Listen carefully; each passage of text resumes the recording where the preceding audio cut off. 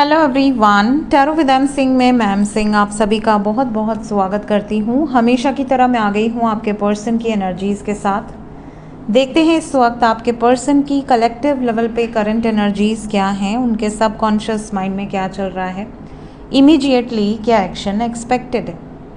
तो शुरू करते हैं गाइज आज की रीडिंग लेके प्रभु का नाम। हर हर महादेव, जय हो शिव शक्ति, जय हो राधे कृष्णा, जय हो मेरे भाई।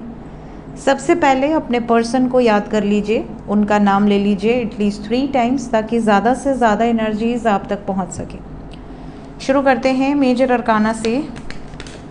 हमेशा की तरह विल टेक 5 कार्ड्स, क्लैरिफाई करेंगे टैरो से।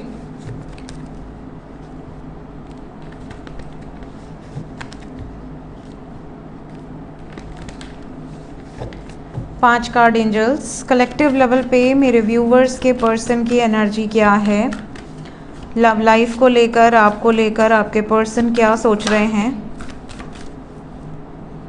दे आर वेरी होपफुल। क्या होप है आपके पार्टनर को इस वक्त।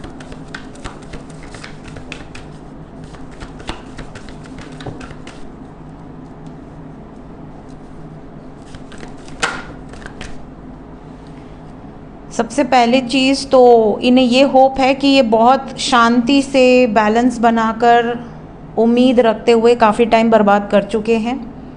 इन्हें ऐसा लग रहा है कि शांति से बैठकर तो अब कुछ होने वाला है नहीं। जब तक मैं स्टैंड न लूँ, जब तक मैं ज़िद का पक्का बनकर एक्शन न लूँ, तब तक कुछ नहीं होने वाला। अगर मैं ये सोचता हूँ या मैं ये सोचती हूँ कि मैं चुप रहूँगी या रहूँगा और मैं सबसे कट ऑफ करके लोगों को कन्विंस कर लूँगा कि अरे ये बहुत दुखी है, ये बहुत अकेले रहता है या रहती है, किसी को फ़र्क नहीं पड़ने वाला। तो अब ये गुस्से में आकर एक्शन लेने की एनर्जी में है, ज़िद वाली एनर्जी है। क्या एक्शन ले सकते हैं? ईगो में है। इन्हें ऐसा लगता है कि जो भी मेरा लाइफ का डिसीजन है वो सिर्फ मेरा है। अगर कल को कुछ गलत होता है तो सिर्फ मेरा ही बुरा होगा और किसी का नहीं। तो जो भी अथॉरिटेटिव डिसीजंस हैं वो सिर्फ और सिर्फ मैं लूँगा और कोई नहीं लेगा या लूँगी, ये सिचुएशन है। जय हो Shiv Shakti. Bottom of the text से है एम्प्रेस। चलो बरगंडी नीचे रहो। सो साइन की बात करें तो मेष राशि, धनु राशि, कन्या राशि, कुंभ राशि, मकर राशि और मेष राशि। मेष राशि 2 है। सो इंग्लिश में Aries, Aquarius, Capricorn, Virgo and Sagittarius आपके पार्टनर का सन साइन, मून साइन या असेंडेंट हो सकता है मेजर अरकाना से। सो एनर्जी तो यही है कि आपके पार्टनर बैलेंस बनाकर चलने का प्रयास बहुत कर चुके और हार चुके हैं, थक चुके हैं। अब इन्हें लगता है कि जो मेरा मन करेगा मैं वही करूँगा या वही करूँगी। मुझे होप है और मैं शांत हूँ। जो मुझे छेड़ेगा मैं छोड़ूंगा नहीं। अगर कोई नहीं छेड़ता है, सब मेरे हाँ में हाँ मिलाता है, तो इससे अच्छा कुछ हो ही नहीं सकता। क्लैरिफाई करें ईच एंड एवरी कार्ड्स को ताकि हमें ज़्यादा से ज़्यादा क्लैरिटी मिले।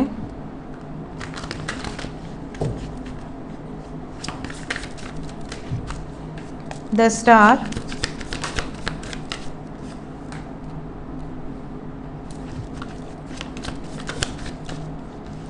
देखिए अपने विशेस को फुलफिल करने के लिए मेंटल कॉन्फ्लिक्ट वाली सिचुएशन से दूरी बना रहे हैं। जो लोग इन्हें स्ट्रेस दे रहे हैं या जो लोग इस रिलेशनशिप को नहीं समझ रहे हैं, उन लोगों से दूरी बनाने की एनर्जी है। होप आपको कार्ड्स अब दिख रहे होंगे, है ना। हर्मिट को क्लैरिफाई कर दें।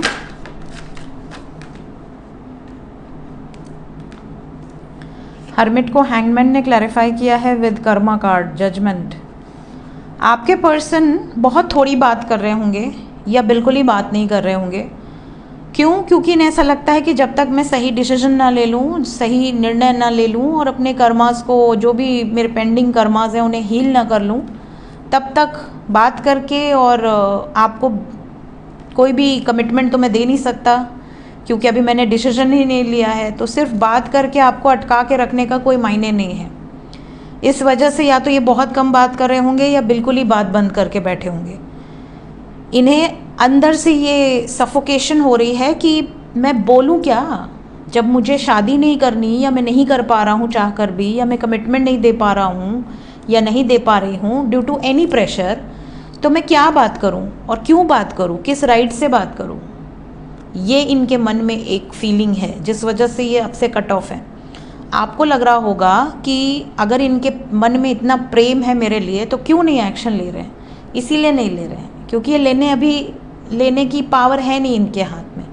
ये इकट्ठा ज़रूर कर रहे हैं, ये ज़िद में आएंगे ज़रूर, लेकिन अभी इन्हें ऐसा लग रहा है, इनकी जो फीलिंग है कि मैं क्या बोलूँ, क्या बात करूँ। अगर आपने एक शब्द पूछ दिया कि आगे का क्या सोचा है तो मैं क्या कहूँ, भाग जाऊँ फिर से। इस ईगो के कारण ये दूर हैं आपसे। डेविल, वही चीज़ आई है जो मैंने आपसे कहा। ये जानबूझ के डिस्टेंस बनाते हैं क्योंकि इनको लगता है जब तक मैं कंप्लीशन का एक्शन ना लूँ शादी के रूप में या जो भी आप चाहते हैं इनसे, तब तक मेरा बात करने का कोई मतलब नहीं बनता। और इस टाइम पे ये कंप्लीशन चाहते हैं, ये शादी करना चाहते हैं, चाहे कोर्ट मैरिज करनी हो चाहे जैसे भी करनी हो, बट ये आपके साथ यूनियन में आने के लिए कोई भी हद, कोई भी लिमिट पार कर सकते हैं। एम्परर, पावरफुल एनर्जी है। इस वक्त किसी से डर नहीं रहे, बस सफरिंग नहीं चाहते। ये अपने जीवन में किसी भी तरह की सफरिंग नहीं चाहते। टेम्परेंस, इन्हें लगता है कि बातचीत से मसला हल होगा नहीं। मैंने बैलेंस बनाकर चलने का बहुत प्रयास किया, मैंने हमेशा यही चाहा कि बातचीत से मसला हल हो जाए, चाहे आपके फैमिली का या इनकी फैमिली का, बट ऐसा पॉसिबल नहीं हुआ है। तो यहाँ पर डिस्ट्रैक्शन है, यहाँ पर एंडिंग है, और उसी के बाद एक नई शुरुआत होगी जो कि इनके मन मर्जी की होगी। सो शिव संहारक हैं, और यहाँ पर टेम्परेंस बैलेंस को नहीं दर्शा रहा है, यहाँ पर टेम्परेंस दर्शा रहा है एंडिंग को, क्योंकि बैलेंस बन नहीं पाया। बॉटम ऑफ द डेक से एम्प्रेस क्यों आए हैं? कार्मिक साइकिल है एम्प्रेस के साथ, जो भी थर्ड पार्टी सिचुएशन है, डोमिनेटिंग एनर्जीज हैं, उनके साथ कर्मा साइकिल है। क्या ये साइकिल एंड होने वाली है?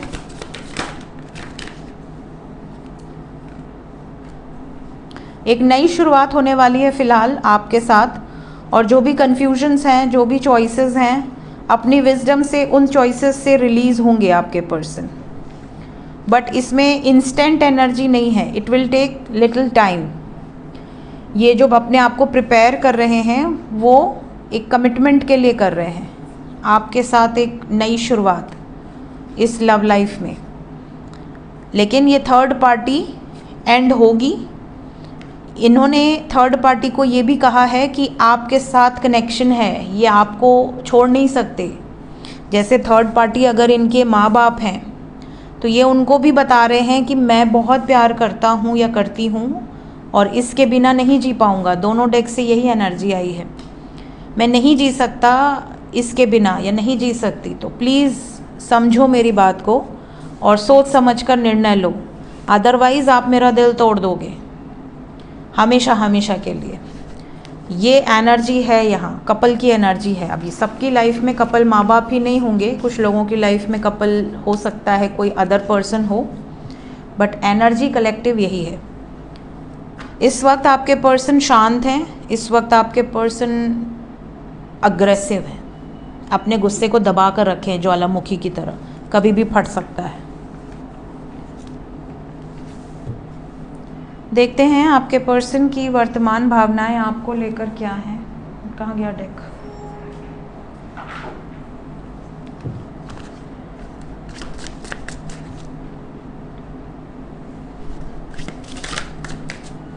आज सुबह आज की एनर्जी पोस्ट ही नहीं हो रही थी, यहाँ पे नेटवर्क ही उड़ गया है। जब से मोदी जी आए हैं ना, तो पता नहीं क्या सीन हुआ है, नेटवर्क का बड़ा इशू हो रहा है।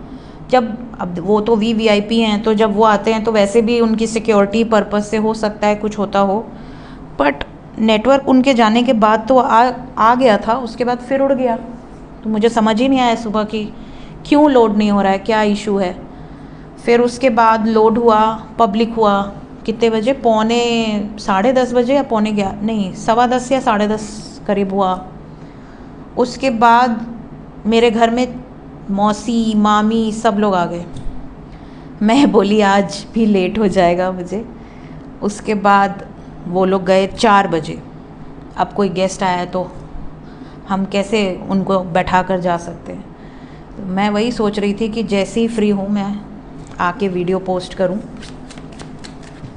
संडे है ना, संडे को तो कोई ना कोई, सबको पता है कि संडे को एक दिन सभी लोग फ्री रहते हैं, बट हाँ मेरा सीन थोड़ा अलग है, मैं संडे को और ज़्यादा बिज़ी रहती हूँ, तो उस वजह से रीडिंग भी लेट हो गई। बट कोई नहीं, अतिथि देवो भव, हमारे भारतवर्ष में अतिथि सबसे पहले। जय हो शिव शंभु। वर्तमान भावनाएं आपको लेकर, चलिए हम पूछ के लेते हैं, मन कर रहा है मेरा। क्या इस वक्त मेरे व्यूवर्स को मिस कर रहे हैं उनके पर्सन? याद आ रही है आपकी उनको? यस, सोल कॉन्ट्रैक्ट है, बिल्कुल याद आ रही है। इवन इस रिलेशनशिप में आने के बाद इन्हें ये एहसास हुआ है कि आपके साथ बहुत स्ट्रॉन्ग बॉन्ड है, इतना स्ट्रॉन्ग जितना किसी के साथ इन्होंने फील नहीं किया होगा। मे बी अपने माँ बाप के साथ भी इतना स्ट्रॉन्ग फील नहीं किया होगा। क्या कुछ कहना चाहते हैं आपसे? इनकी फीलिंग्स में कुछ ऐसा है जो कहना चाहते हैं आपके बारे में? गॉसिप करते हैं ये आपसे कम आप अपने दोस्तों से या अपने क्लोज्ड वन से, जिनसे ये ओपन अप हो जाते इजीली, उनसे ये आपकी बहुत बातें करते हैं कि आप ऐसा कहते हो, आप ऐसे कहते हो, आप इतना केयर करते हो। और कई बार इन्हें घबराहट भी हो जाती है। पहले तो बता देते हैं सब एक्साइटमेंट में, और उसके बाद इन्हें लगता है ओ मैंने गलती तो नहीं कर दी, कहीं अब ये बतंगड़ तो नहीं बनाएगा बात का। और क्या कहना चाहते हैं?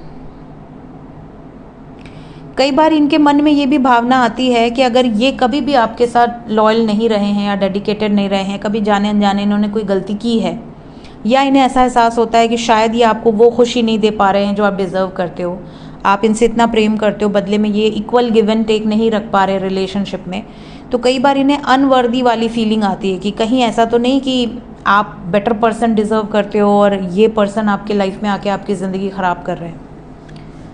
आपके पर्सन आपसे माफ़ी भी मांगना चाह रहे हैं। आपके पर्सन ये भी कहना चाह रहे हैं कि यार मेरी जो भी सिचुएशन थी, जिस भी सिचुएशन में मैंने तुम्हें छोड़ दिया और मैं मूव कर गया या कर गई, उस वक्त मुझे समझ नहीं आया कि मुझे क्या करना चाहिए, तो मैंने वो कर दिया, बट मुझे आज रियलाइजेशन है कि मैंने गलत किया था, तो प्लीज़ मुझे फॉरगिव कर दो पास्ट में की गई हरकतों के लिए। इन्होंने हमेशा अपने ईगो को प्रायोरिटाइज़ करके आपसे भागने का डिसीजन लिया है हर बार, और अब इनको गिल्टी वाली फीलिंग आ रही है। इवन अगर इन्होंने आपसे मूव करके किसी थर्ड पार्टी के चक्कर में पड़े तो भी इनको अब रियलाइजेशन हो रहा है कि मैंने बहुत सारी गलतियां की हैं जिसकी कोई तलाफ़ी नहीं हो सकती, कोई माफ़ी नहीं हो सकती, बट फिर भी अगर हो सके तो मुझे माफ़ कर दो। ये एनर्जी है इनकी। तो आपके साथ कनेक्शन भी फील कर रहे हैं, आपसे भागने का या आपको हर्ट करने का या आपके रहते किसी थर्ड पार्टी में जाने का इनको गिल्ट भी है, और ईगो के कारण अगर कभी इन्होंने इस कनेक्शन को तकलीफ़ पहुंचाई है तो वो उसके लिए भी माफ़ी मांगना चाहते हैं। तो ये इनकी भावनाएं हैं इस वक्त। जितने लोग कांटेक्ट में हैं, अगर सिमिलर एनर्जी आपसे रेजोनेट करती है तो प्लीज़ कमेंट में बताया कीजिए।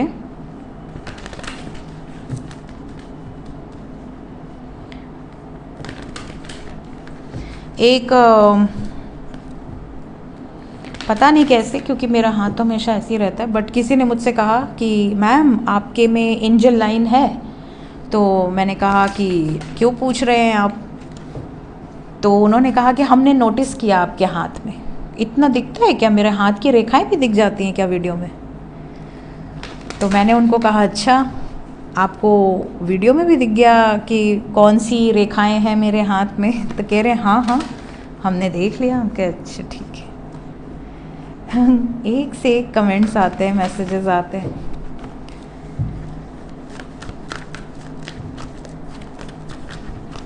कई लोग कह रहे हैं कि मैम आप नंबर नहीं डालते, फ़ोन नंबर। सोमवार तो दिवाली के बाद से मैं बहुत बिज़ी हूँ गाइज़, आप देख ही रहे हैं वीडियो रोज़ लेट हो रही है। तो मैं पहले वीडियो तो टाइम पे ले आऊँ, उसके बाद मैं नंबर वंबर डालूँगी, क्योंकि इतनी ज़्यादा मेरे ओल्ड जो क्लाइंट्स हैं ना, जो इतने साल से लेते आ रहे हैं, मतलब वो ऐसे होते हैं ना कि वो दिवाली दशहरा वो कुछ नहीं देखते, वो पेमेंट कर देते हैं और मुझे बोल देते हैं कि मैम आपके पास जब टाइम हो आप भेज दो वीडियो। तो उन लोगों को क्या है कि उनको पता है कि मैम बुकिंग कर लेंगे, मैम अपने हिसाब से भेजेंगी, तो मैं ओवर बुकड रहती हूँ। मुझे नंबर डालने का मतलब ऐसा हो जाएगा ना कि मेरे ऊपर बहुत प्रेशर आ जाएगा, और मैं कभी अपने ऊपर प्रेशर लेके कोई काम नहीं करना चाहती। तो इसलिए 2 हफ्ते से मैं नंबर नहीं डाल रही हूँ। बीच में एक आध दिन डाली थी, बहुत सारे लोग बोल रहे थे मैम नंबर नहीं आ रहा है, नंबर नहीं आ रहा है। तो नंबर डिस्क्रिप्शन में रहता है गाइस, अबाउट में जहाँ मेरी फ़ोटो है यूट्यूब में, वहाँ पे नंबर ऑलरेडी दिया है, वो तो परमानेंट है, बट लोगों को मिलता नहीं है। बाकी मैं आज सोमवार था, नहीं आज तो संडे है ना, कल डाल दूँगी। अच्छा आज अनएक्सपेक्टेड भी डालनी है, संडे है आज। यस शिव शंभो, जब मेमोरी बढ़ रही थी तो हमको कहाँ खड़ा किए थे आप? थोड़ा मेमोरी हमको भी दे देते। नो कांटेक्ट वालों के लिए बताएं एंजल्स, नो कांटेक्ट, हाय हाय, नो कांटेक्ट वालों के लिए 1 दिन 24 घंटे 6 दिन, एक मतलब विद इन अ वीक, ठीक है।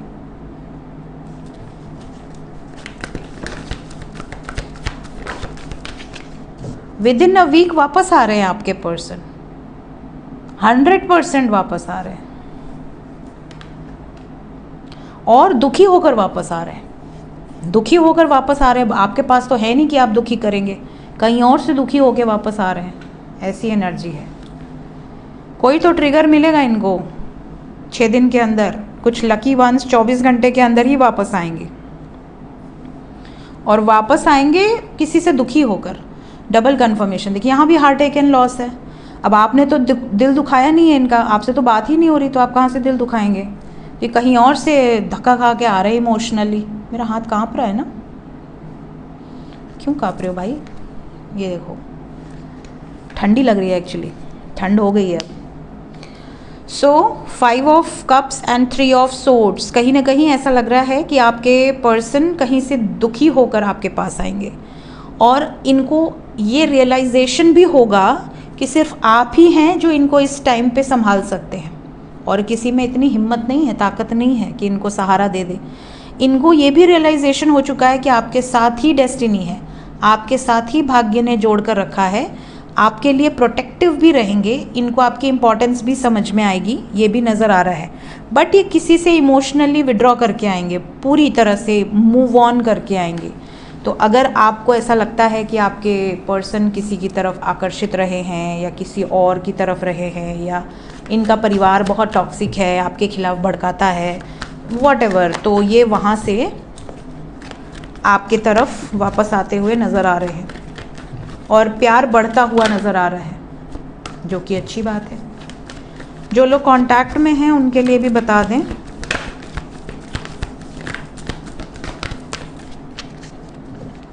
यहाँ से डेविल आ रहा है, और यहाँ से फर्टिलिटी की एनर्जी आई है, दैट इज़ एम्प्रेस। सबसे पहले है नंबर 1, नो कांटेक्ट कांटेक्ट दोनों के लिए नंबर 1 की एनर्जी है। जो लोग कांटेक्ट में हैं उनके लिए भी आने वाले 24 घंटे से लेके 30 घंटे मिनिमम, मैक्सिमम 3 दिन बहुत इम्पॉर्टेंट हैं। इस टाइम पीरियड में ये किसी डिसीजन के साथ आएंगे, जैसा कि हमने अभी मेजर अरकाना से देखा कि ये बहुत शांत रह रहे हैं, बट ये विस्फोटक एनर्जी में है, कभी भी ज्वालामुखी फट सकता है। तो ये ज्वालामुखी फटेगा, क्योंकि यहाँ पर भी देखिए सोलर प्लेक्सस की एनर्जी है, अग्नि की एनर्जी है। यहाँ पर जो एनर्जी है वो सैक्रिफाइस की है, त्यागने की एनर्जी है, और यहाँ पर है पेन, किसके कारण? थर्ड पार्टी सिचुएशन के कारण। तो कहीं ना कहीं आने वाले टाइम में शादी को लेकर कोई निर्णय लेने वाले हैं। अब क्योंकि ये कलेक्टिव रीडिंग है, सबके लिए फेवर में ही होगा या सबके लिए अगेंस्ट में ही होगा, ऐसा तो मैं नहीं बोल सकती, लेकिन ये ज़रूर बोल सकती हूँ कि आने वाले 1 से 3 दिन के अंदर बहुत सारे लोगों को थर्ड पार्टी से रिलेटेड कोई इन्फॉर्मेशन मिलेगी आपके पर्सन से। अगर वो शादी के लिए बात करना चाह रहे हैं तो उससे रिलेटेड, अगर ऑलरेडी शादीशुदा हैं तो उससे रिलेटेड कोई बहुत इम्पॉर्टेंट क्लैरिफिकेशन आपको मिलने वाला है।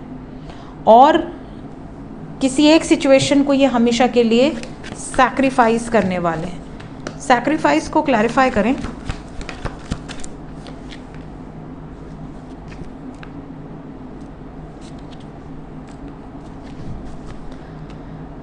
क्यों आया है 2 of cups and 8 of wands? ओ, ये आपको सैक्रिफाइस करेंगे। दो चीज़ है, या तो ये आपसे ये कहेंगे कि अभी मैं तुम्हारा प्रपोजल एक्सेप्ट नहीं कर सकती या नहीं कर सकता, या तो सब्र रखो, पेशेंस रखो, आई नीड मोर टाइम, और या तो रिश्ता ख़त्म। So it's a warning, it's a huge warning. या तो ये कम्प्लीटली डिस्कनेक्ट एंड आप कह सकते हो कि पोस्टपोन कर देंगे कि अभी मैं शादी नहीं कर सकता, या अभी मैं शादी नहीं कर सकती, या मेरी फैमिली नहीं मान रही है, वॉट एवर रीज़न, क्योंकि यहाँ ब्लॉकेज है। तो कोई तो ब्लॉकेज आ सकता है। आपसे बात होगी, बट बात में परमानेंट यूनियन को लेकर एक ट्रिगर मिलेगा। या तो आप सब्र रखिए, और या तो ये सीधा कह दें कि भाई हम दोस्त रहेंगे, हम शादी नहीं कर सकते, अभी तो बिल्कुल नहीं कर सकते, टाइम दो मुझे, मदर नहीं मान रही,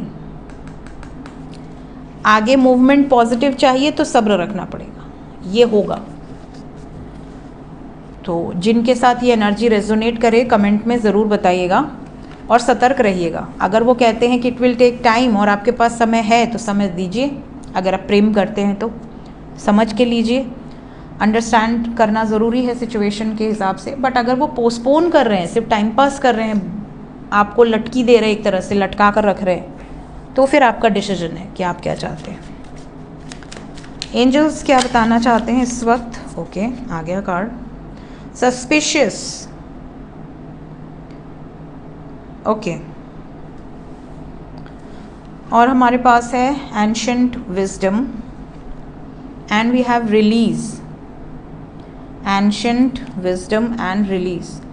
देखिए, सबसे पहली चीज़ यहाँ पर है सस्पिशियस। कितने लोग ऐसे होंगे जिन्हें हमेशा ऐसा लगता होगा कि उनका पार्टनर उन्हें धोखा दे रहा है, या उनका दोस्त उन्हें धोखा दे रहा है, या उनके भाई बहन उन्हें धोखा दे रहे हैं या दे देंगे, प्रॉपर्टी छीन लेंगे, या उनका दोस्त जो है वो किसी और दोस्त को ज़्यादा मानता है, मुझे कम मानता है, या उसके जीवन में किसी और के आने के बाद वो मेरे साथ ऐसा धोखा दे सकता है, ये कर सकता है, वो कर सकता है, भले वो आपके लिए बिल्कुल लॉयल हो, डेडिकेटेड हो।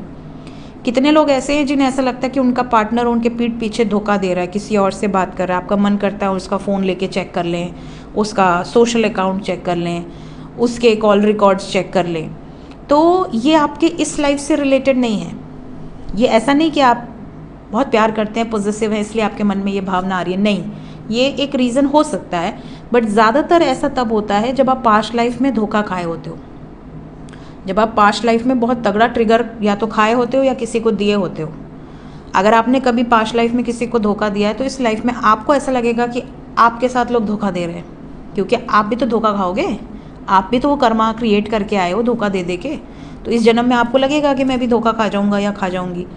दूसरा चीज़, कई बार ऐसा भी होता है कि आप ट्रस्ट बिल्ड ही नहीं कर पाते, या फिर एक बार किसी ने आपका ट्रस्ट ब्रेक कर दिया तो आपको ऐसा लगता है कि अभी भी वो ऐसे ही है, अभी भी वो ऐसे ही है, भले वो सुधर गया हो।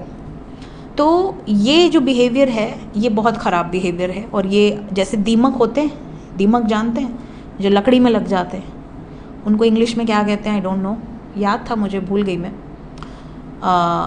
तो वो जो दीमक होते हैं ना, वो जैसे लकड़ी को खा जाते हैं, पता भी नहीं चलेगा, धुस करके बैठ जाएगा जो भी सामान में वो घुस गए। इवन बड़े बड़े घरों में घुस गए तो पूरी पूरी बिल्डिंग ही खा जाए।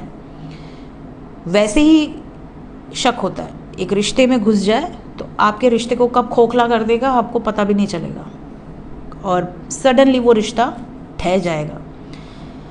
Then we have second card जो कि एंजल्स आपको बताना चाहते हैं, एंशिएंट विजडम। कई लोगों को आप देखोगे ना तो कहोगे यार इसको तो ना ग्रंथों का नॉलेज है, ना इसको कोई पुराणों का नॉलेज है, ना इसको किसी ज्योतिष का नॉलेज है, ना इसने कहीं से कुछ सीखा, ना किसी से पढ़ा, इसके पास आई कहाँ से ये विद्या? ठीक है, कई लोगों के साथ ये होता है कि उन्होंने पास्ट लाइफ में बहुत मेहनत करी थी, पास्ट लाइफ में अपनी ऊर्जाओं को बहुत हाई लेकर गए थे, फिर उनकी मृत्यु हो गई। अब मृत्यु के बाद आपकी विजडम तो आपके साथ जाती है। इवन आप जब पैदा होंगे तो आपकी ग्रहों के प्लेसमेंट से ही पता चल जाएगा कि पास्ट लाइफ से आप क्या विद्याएं लेकर आए हो, किस तरह की आपकी एनर्जी है, किस तरीके का आपका ऑरा है, आपने किस तरीके के कार्य किए हैं, इस लाइफ में आपको कितना पॉजिटिव रिजल्ट उसका मिलेगा। तो कई लोग ऐसे होते हैं जिन्हें जो विजडम है वो गॉड गिफ्टेड रहती है, क्योंकि आपने पास्ट लाइफ में अचीव किया है। हो सकता है इस लाइफ में वो व्यक्ति पूजा पाठ भी ना करता हो, बट जब उसका सही वक्त आएगा वो विद्या एक्टिवेट हो जाएगी। जब वो विद्या एक्टिवेट होगी तो वो अपने आप लोगों को गाइड करना शुरू करेगा, लोगों की मदद करना शुरू करेगा। वो जो बोलेगा वो सत्य हो जाएगा, वो जो देखेगा वो सत्य हो जाएगा। उसको जो नॉलेज है उसको भी पता है कि यार मैंने कहीं नहीं सीखा, क्योंकि उसको तो इस बर्थ का ज्ञान है, बट वो एक्टिवेट होगा जैसे जैसे वो थोड़ा भी मेडिटेशन करेगा, थोड़ा भी अपने ऊपर काम करेगा, इनर वर्क करेगा, वो चीज़ें एक्टिवेट हो जाएगी। तो ये एंशिएंट विजडम है। ठीक है, लास्ट है रिलीज़। कई बार आप किसी रिश्ते में पड़ते हो, उस रिश्ते में धोखा खाते हो, उस रिश्ते में हर्ट, पेन, सफरिंग को झेलते हो, बट आप उस जख्म को लेकर साथ चलते हो। आप जब अपने अंदर जख्मों को भर के बैठे रहते हो तो आपके शरीर में बीमारियां आनी शुरू हो जाती हैं। जैसे कोई, अगर मैं एग्जांपल देके इसलिए बताती हूँ क्योंकि कुछ लोग बहुत ही भोले भाले होते हैं, उन्हें नहीं समझ में आता बहुत जल्दी।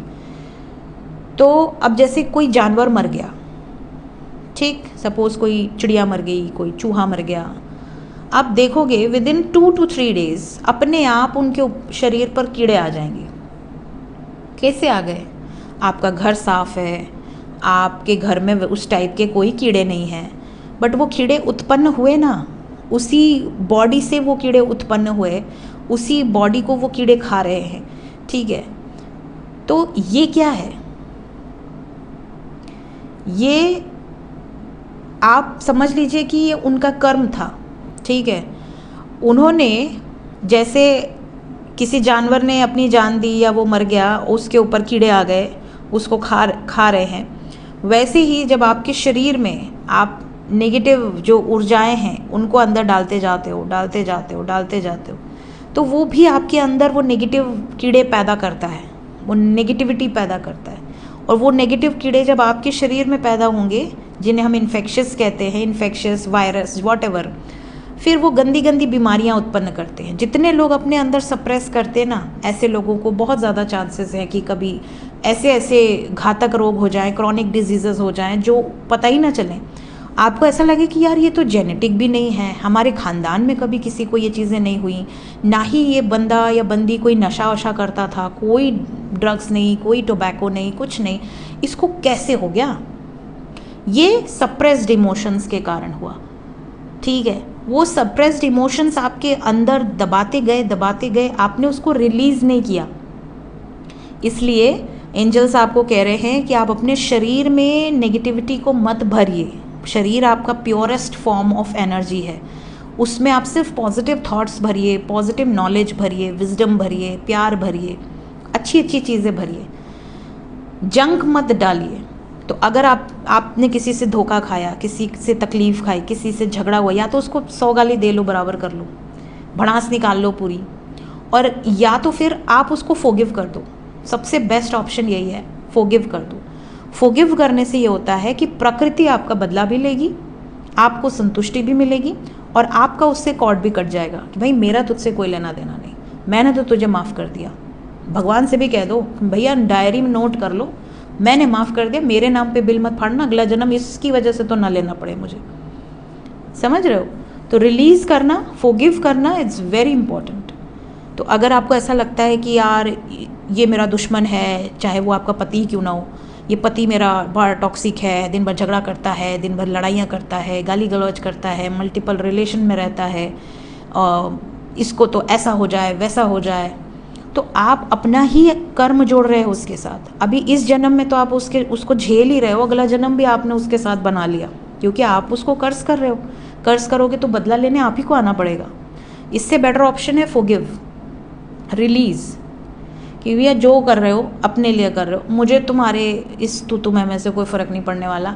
एक कान से सुना, दूसरे कान से निकाल दिया, भगवान को बोल दिया भैया मैंने इसको माफ़ कर दिया, जितना कह रहा है अपनी मर्ज़ी से कह रहा है, मैं कुछ नहीं ले रही हूँ या नहीं ले रहा हूँ, मैं इससे अनटच्ड हूँ, इसकी एनर्जी से मैं अनटच्ड हूँ। तो फॉरगिवनेस इज़ वेरी इंपॉर्टेंट। कभी भी अपने अंदर सप्रेस्ड इमोशंस मत भर के रखिए, भड़ास निकाल लीजिए, पेड़ पौधों से कह लीजिए, भगवान से कह लीजिए, अंदर मत भरिए। वो कभी न कभी किसी न किसी रोग के फॉर्म में आपके शरीर से वो एनर्जी निकलेगी ही निकलेगी।